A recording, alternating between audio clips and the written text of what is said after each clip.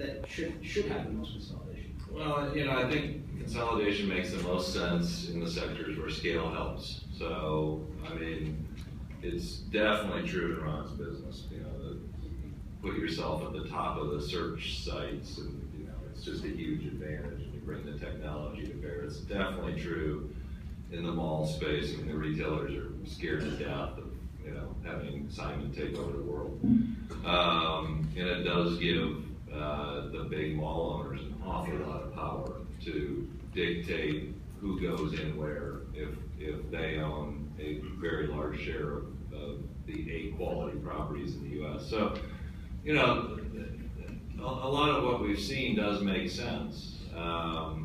It's actually almost surprising. I think the apartment space is one where we've seen a lot of consolidation already. We started with, Lord knows how many apartment REITs, a whole bunch, a couple dozen, I guess. You know, 20 years. 35. Yeah, 35. Okay, so 3 dozen.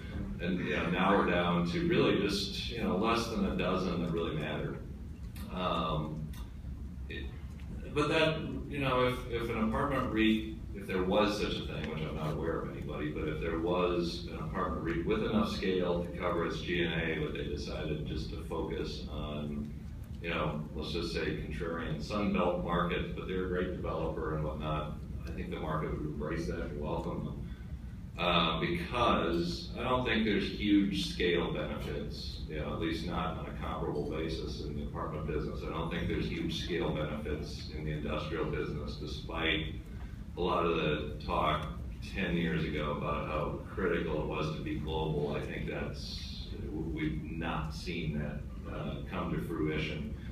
So, you know, there's an argument to be made in most sectors that being national or maybe even global is, you know, a small advantage, but it's very often offset by the logistical challenges of just managing a bigger company. So the office space is another sector where I just don't think we've seen any benefit to size. I mean, there's, you know, people say, gee, I have these 10 relationships and it's easy for me to cut a deal with accounting firm X, Y, or Z. I just don't buy it. I mean, so the local sharpshooter model can easily thrive in a lot of these property sectors, but you're not going to see the local sharpshooters thrive in the mall sector or in Ron's business. So I guess where we should see the consolidation are in those sectors where size doesn't really bring benefits. We should see fewer office REITs. We should see fewer strip center REITs because there's just not huge benefits.